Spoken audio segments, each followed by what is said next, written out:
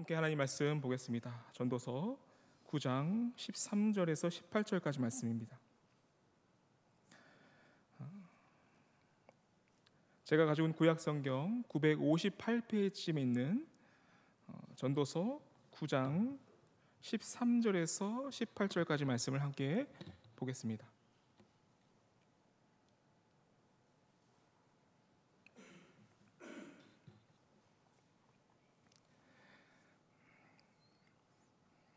전도서 9장 13절에서 18절까지의 말씀을 함께 교독드리겠습니다. 제가 먼저 13절을 드리고 마지막 18절을 함께 드리겠습니다.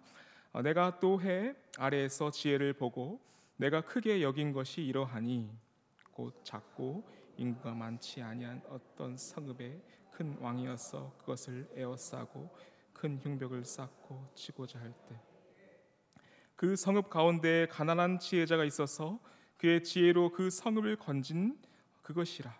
그러나 그 가난한 자를 기억하는 사람이 없었도다.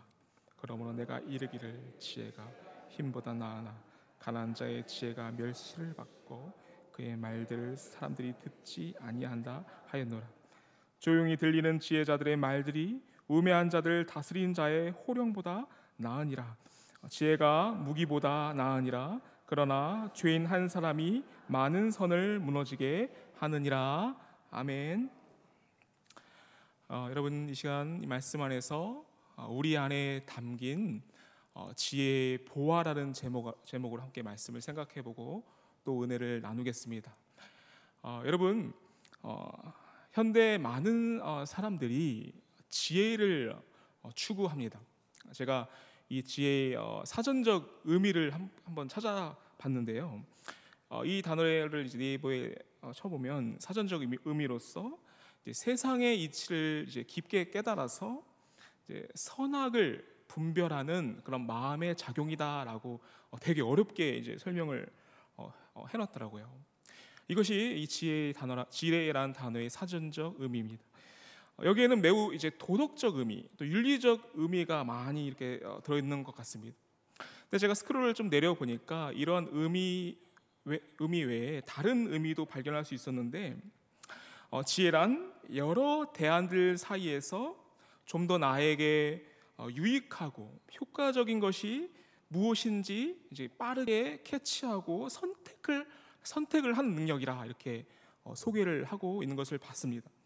그러니까 자기에게 효과적이고 또 효율적인 게 무엇인지 생각하고 나의 어떤 성공에 도움이 되는 선택을 돕는 것이 지혜라 이렇게 설명을 하는 그런 것을 제가 봤습니다. 여러분, 사람들은 이러한 지혜를 얻기 위해 동분서주합니다. 이러한 지혜에 목말라 합니다. 특히 요즘과 같이 챗 GPT 같은 그런 AI 환경이 구축되어서 정말 세상이 금방금방 바뀌잖아요. 이렇게 세상이 금방 바뀌는데 이런 것에 관하여 아무런 지식과 지혜가 없으면 내 스스로가 조금 도태되는 것 같다, 그렇게 느끼는 사람들이 참으로 많은 것 같습니다. 그래서 남들보다 먼저 지식을 선점하고 그 지식을 토대로 내가 무언가를 선택하는 것이 매우 중요한 일이 되었고, 그러한 지혜가 우리에게 많이 필요한 시대가 된 것 같습니다.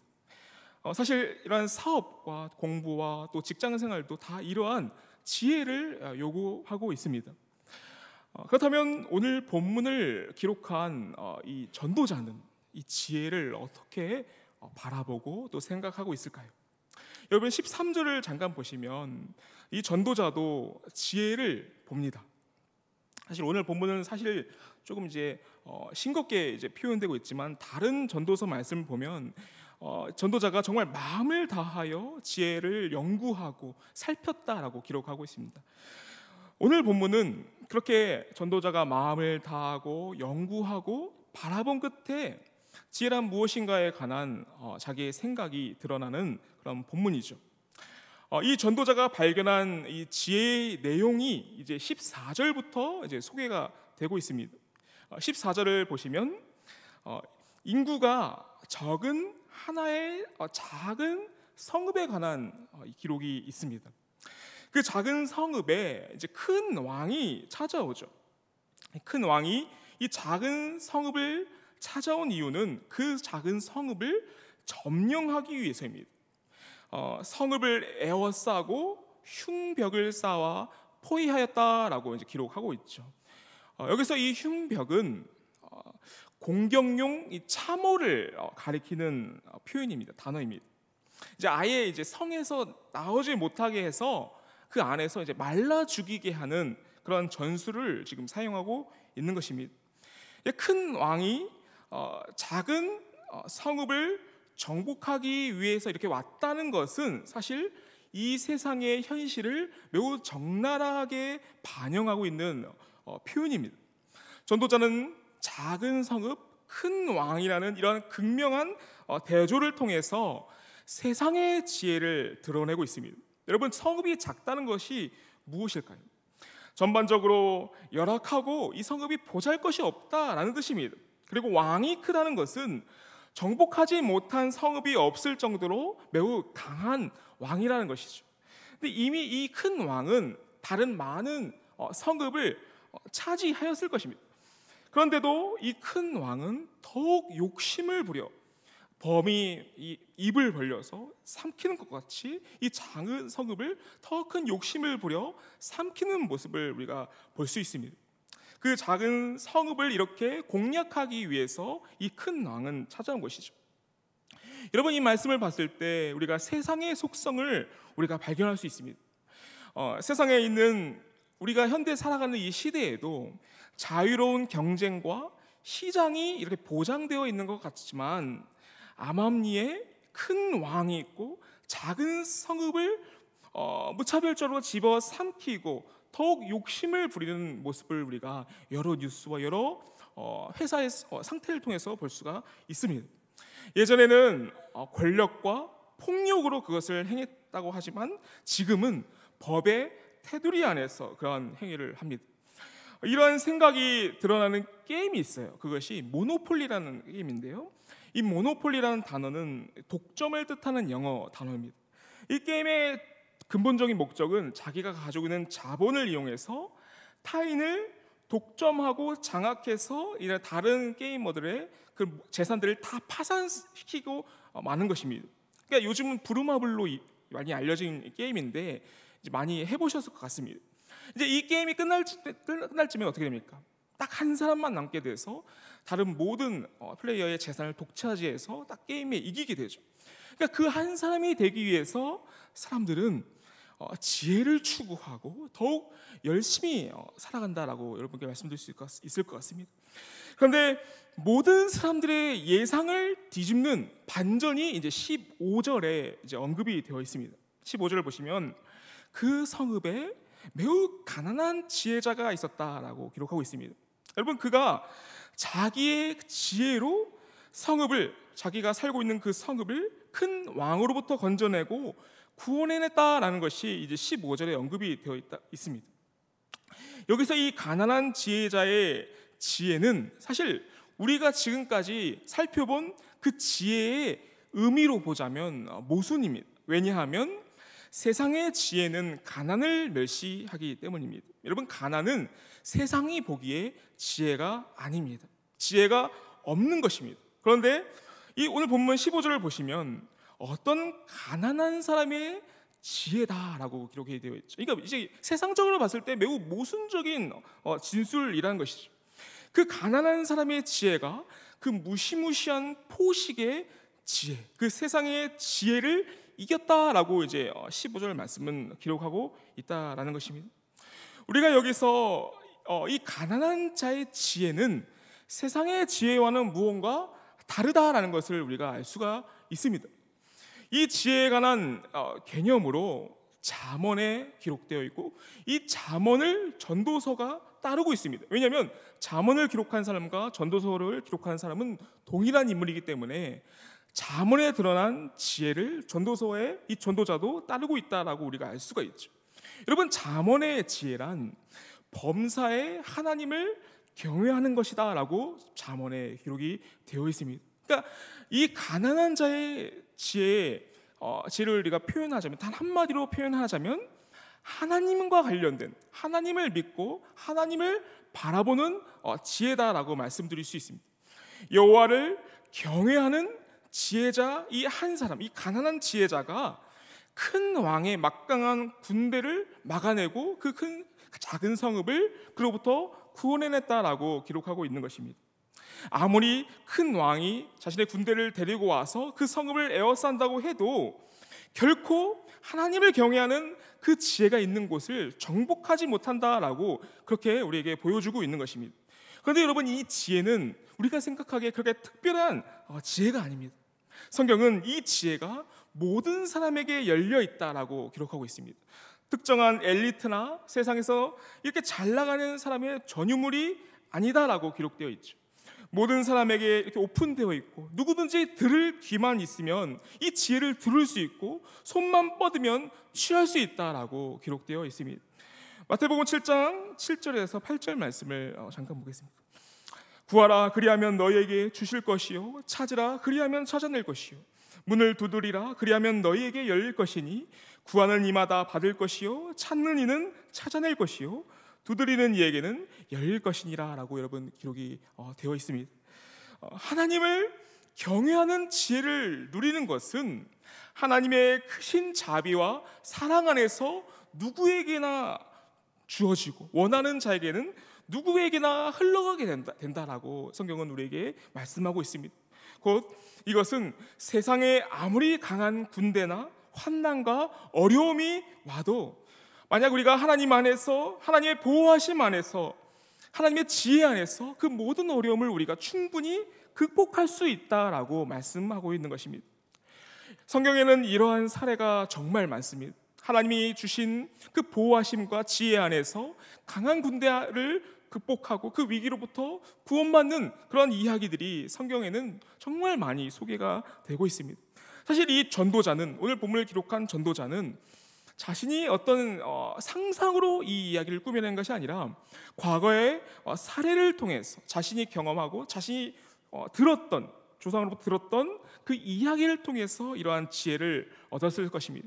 사실 성경에 이러한 예로서 대표적인 예가 있는데 이스라엘 아벨이라는 도시가 요압의 군대에게 포위를 당하였을 때 그 성읍의 한 지혜로운 여자가 요압에게서부터 이 성읍을 구원해낸 사례가 있습니다. 이 여인은 하나님을 경외하는 여인이었고 하나님의 유업이자 하나님의 기업인 이 아벨이라는 성읍을 요압 당신이 침범할 수 없다라고 담대하게 말함으로써 이 요압을 물리친 사건이 있었습니다. 그래서 이 이야기가 매우 대표적인 이 사례라고 할 수가 있습니다. 또한 아람 군대가 엘리사 한 명을 잡기 위해서 엘리사가 거주하는 성읍을 에워싼 사건이 있었습니다. 열왕기하 6장 13절에서 17절까지 말씀이 이 사례를 되게 잘 설명하고 있는데 함께 보겠습니다. 왕이 이르되 너희는 가서 엘리사가 어디 있나 보라. 내가 사람을 보내어 그를 잡으리라. 왕에게 아뢰어 이르되 보라. 그가 도단에 있도다 하나이다. 왕이 이에 말과 병거와 많은 군사를 보내매 그들이 밤에 가서 그 성읍을 에워쌌더라. 하나님의 사람이 사환이 일찍이 일어나서 나가보니 군사의 말과 병거가 성읍을 에워쌌는지라. 그의 사환이 엘리사에게 말하되 내 주여 우리가 어찌하리이까 하니 대답하되 두려워하지 말라. 우리가 함께 한 자가 그들과 함께 한 자보다 많으니라 하고 기도하여 이르되 여호와여 원하건대 그의 눈을 열어서 보게 없소서 하니 여호와께서 그 청년의 눈을 여심해 그가 보니 불말과 불병거가 산에 가득하서 엘리사를 둘렀더라 라고 여러분 기록되어 있습니다. 엘리사는 아람 군대의 그 무시무시한 아람 군대에 넘어 있는 하나님께서 보내신 그 군대의 모습을 보고 두려워하지 않을 수 있었고 오히려 아람 군대의 눈을 어둡게 하여 그들을 포로 삼았지만 곧 이제 물과 떡을 마시게 해서 돌려보낸 그런 사건이 기록되어 있다는 것이죠. 그러니까 하나님이 주신 지혜 안에서, 하나님이 주신 믿음과 하나님이 보여주신 그 지혜 안에서 엘리사는 행동하였고 그 성읍을, 자신이 거주하는 성읍을 그들로부터 구원해내고 자기 스스로도 구원해냈다라고 볼 수가 있는 것입니다. 또 다른 사례로서 아수르가 남유다를 침공하였을 때도 하나님을 경외하는 지혜가 그 성읍에 있을 때 그 성읍은 예루살렘 성읍은 멸망당하지 않았습니다. 바로 히스기야 왕의 사례인데, 히스기야는 하나님께 탄원하였고 그날 밤 아수르 군대 18만 5천 명이 몰살당한 그러한 사례가 있습니다. 여러분, 또한 이것을 세상의 임금인 사탄에게 적용하였을 때 결코 이 사탄은 하나님을 경외하는 자를 삼킬 수 없다라고 기록하고 있습니다. 베드로전서 5장 8절에 근신하라 깨어라 너희 대적 마귀가 우는 사자같이 두루다니며 삼킬 자를 찾나니, 야고보서 4장 7절에 그런즉 너희는 하나님께 복종할지어다 마귀를 대적하라 그리하면 너희를 피하리라 라고 여러분 기록되어 있습니다. 그러니까 하나님을 경외하는 지혜를 가지고 있는 이 사람은 세상이 줄 수 없는 평안과 보호하심을 누리고, 이 사람을 경외하는 자는 어떤 것도 그 하나님을 경외하는 자를 정복할 수 없고 침범할 수 없다는 것이 성경에 나타난 전반적인 기록입니다. 그래서 15절 말씀을 보면 그 성읍 가운데 가난한 자가 있어서 그의 지혜로 그 성읍을 건졌다라고 담대하게 15절은 기록하고 있다는 것이죠. 그런데 참으로 안타까운 것은 15절 이 하반절에 기록되어 있습니다. 여러분, 15절 하반절을 보시면 그러나 그 가난한 자를 기억하는 사람이 없었도다라고 여러분 기록하고 있습니다. 요압에게 요압으로부터 그 성읍을 지켜낸 그 이름 없는 여인은 결국 잊혀진 바 되었습니다. 또한 엘리사를 통해서 그 수많은 불말과 불병거를 본 게하시는 결국 그 모든 것을 봤음에도 불구하고 나중에 돈을 선택하는 선택을 합니다. 또한 북이스라엘 왕이었던 요람은 그 엘리사의 그 놀라운 구원을 봤음에도 엘리사의 결정을 비방하고 책망하는 말을 합니다. 그러니까 하나님을 경외하는 지혜와 자기의 유익과 자기의 성공을 위한 이 세상의 지혜가 계속 싸우고 상충하고 있는 것을 우리가 볼 수 있습니다. 그럴 때 사람들은 자신을 구원해낼 수 있는 그 하나님의 지혜를 따르는 것이 아니라 자기의 부와 성공을 위한 지혜를 따르는 것을 우리가 너무도 많이 볼 수가 있다는 것이죠. 그래서 16절을 보시면 그러므로 내가 이르기를 지혜가 힘보다 나으나 가난한 자의 지혜가 멸시를 받고 그의 말들을 사람들이 듣지 아니한다 하였노라 라고 여러분 기록되어 있는 것입니다. 하나님을 경외하는 지혜가 분명히 세상에 추구하는 성공과 힘과 그 힘의 논리보다 월등하고 어느 것도 하나님을 경외하는 지혜로부터 우리 자신을 그 보호하심을 놓칠 수 없게 하지만, 세상적으로 세상의 지혜가 봤을 땐 하나님의 지혜를 따르는 것이 매우 나약해 보인다라는 것입니다. 그래서 그 지혜자의 지혜가 멸시를 받고 그의 말을 듣지 않는다라고 말씀하고 있다라는 것입니다. 그러니까 가난한 자의 지혜는 세상의 성공을 추구하는 자들에게는 사실 말도 안 되는 것이라는 것이죠. 그들이 추구하는 지혜는 이 가난이라는 실패와 비참이라는 결과는 있을 수 없는 것이기 때문입니다. 이러한 차이는 하나님과 사람이 사람을 보는 관점과 평가에도 극명한 차이를 일으켜냅니다. 사무엘상 16절 7절을 잠깐 보겠습니다. 내가 보는 것은 사람과 같지 아니하니 사람은 외모를 보거니와 나 여호와는 중심을 보느니라 라고 여러분 기록되어 있죠. 여기서 외모란 한 사람의 성공의 척도를 가리키죠. 가문과 직업과 직위와 재물과 언변과 용모, 또 외부로 보이는 성품과 같은 그것들이 다 이 사람의 외모라 말씀드릴 수 있습니다. 그러니까 이것들은 성공을 위한 그러한 지혜입니다. 그러므로 이 지혜는 곽광받습니다. 이 외모는 사람들에게 매우 뚜렷하게 보여집니다. 그런데 하나님이 보시는 중심을 위한 지혜는 보이지 않습니다.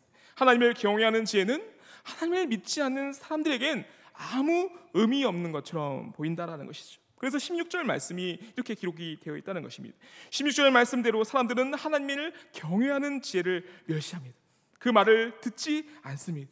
또한 그 지혜 자체의 부르심을 멸시하고 듣지 않습니다.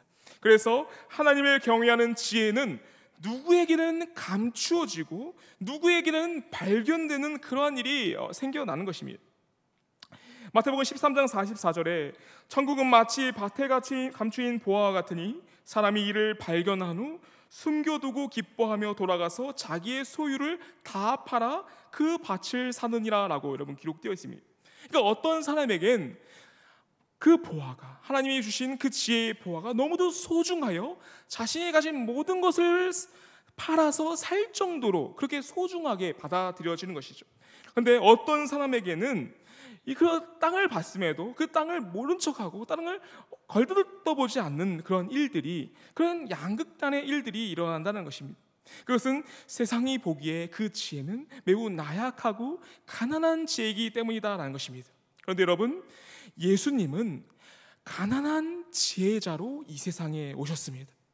예수님은 궁전으로 오시지 않으셨고 마구간에 오셨습니다. 왕족이 아니라 목수의 아들로 오셨고 유대의 귀족과 종교도 지도자들, 그 석학들과 교제하지 않으시고 오히려 죄인들과 창기들과 세리들과 밥을 드시고 그렇게 교제를 하셨습니다. 제자들을 부르실 때도 그들은 육체를 따라 지혜로운 자나 또 능히 문벌 좋은 자가 아니었고 가난한 자, 또 비천한 자를 예수님은 부르셨습니다. 예수님은 사실 머리 둘 곳도 없으셨고 대부분의 제자들도 평생 가난하게 살다가 그들도 결국엔 순교하였습니다. 어쩌면 예수님은 이렇게 가난한 지혜자의 같은 모습으로 오신 이유가, 이 세상에 그렇게 오신 이유가 스스로를 그렇게 감추시기 위하여 오셨다고 봐도 우리가 무방합니다. 그래서 골로새서 2장 3절에는 그 안에는 지혜와 지식의 모든 보화가 감추어져 있느니라 라고 기록되어 있습니다.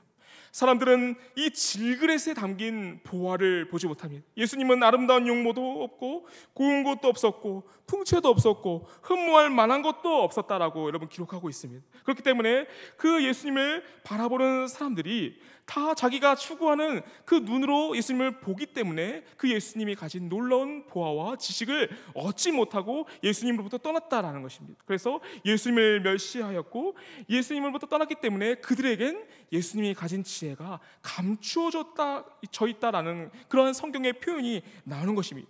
눈이 있어도 보지 못하고 귀가 있어도 듣지 못한 상태 안에서 그들은 결국엔 예수님을 떠났고 깨닫지 못하였다라고 성경은 여러분 기록되어 있습니다. 여러분, 예수님은 세상의 멸시와 무시를 당하였습니다. 빛이 어둠에 들어왔으나 어둠이 빛을 깨닫지 못하였습니다. 놀라운 빛이 드러나고 군대 마귀가 쫓긴 받았지만 그 거라사 지방 사람들은 결국 예수님께 나가달라라고 하였습니다. 그러나 어떤 사람은 예수님을 자기 목숨을 다해 예수님을 따랐습니다. 그 두 부류에겐 동일하게 하나님의 지혜가 선포가 되었습니다. 사도행전 마지막 장 마지막 절을 우리 함께 보겠습니다. 사도행전 28장 26절부터 31절까지 말씀을 잠깐 보겠습니다. 일러스되 이 백성에게 가서 말하기를 너희가 듣기는 들어도 도무지 깨닫지 못하며 보기는 보아도 도무지 알지 못하는도다. 이 백성들의 마음이 우둔하여져서 그 귀로는 둔하게 듣고 그 눈은 감았으나 이는 눈으로 보고 귀로 듣고 마음으로 깨달아 돌아오면 내가 고쳐줄까 함이라 하였으니 그런즉 하나님의 이 구원이 이방인에게로 보내어진 줄 알라.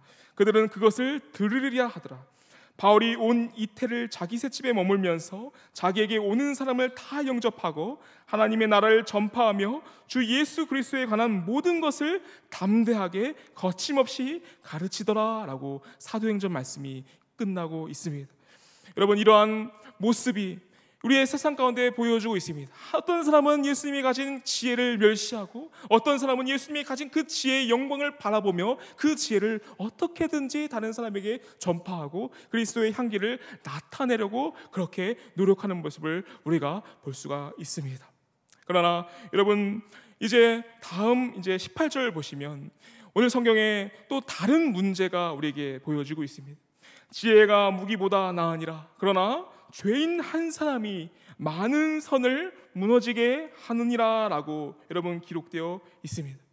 여러분, 예수님이 드러내신 그 놀라운 지혜와 사랑은 모든 것을 바로잡는 능력이 있었습니다. 그런데 죄인 한 사람이 많은 선을 무너지게 하는 일들이 실제로 교회 안에 있었습니다. 초대교회가 로마의 국교가 되고 공인되자 교회는 부와 권력을 위한 통로가 되었습니다. 교회 안에서 하나님의 지혜와 하나님의 말씀이 감추어지게 되고 세상의 지혜가 교회로부터 나타나는 일이, 그런 거꾸로 되어지는 일이 일어난 것입니다. 세상의 지혜를 추구하는 지도자가 교회 안에 세워지자 교회가 세상이 돼버렸다라는 것입니다.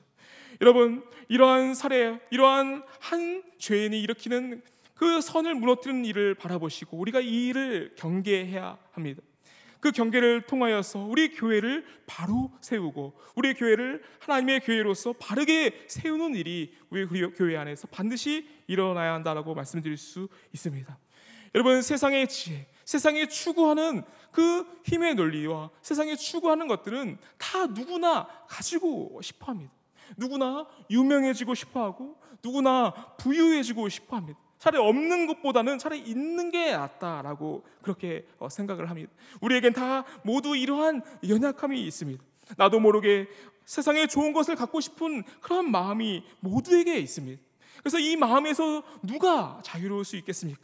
그러나 우리는 하나님의 가난한 지혜자이며 그 놀라운 사랑과 지혜라는 보화를 담은 그 질그릇임을 잊지 않아야 합니다. 세상이 교회에 들어왔고 교회가 사람을 외모를 취하는 시대에 우리가 살고 있습니다.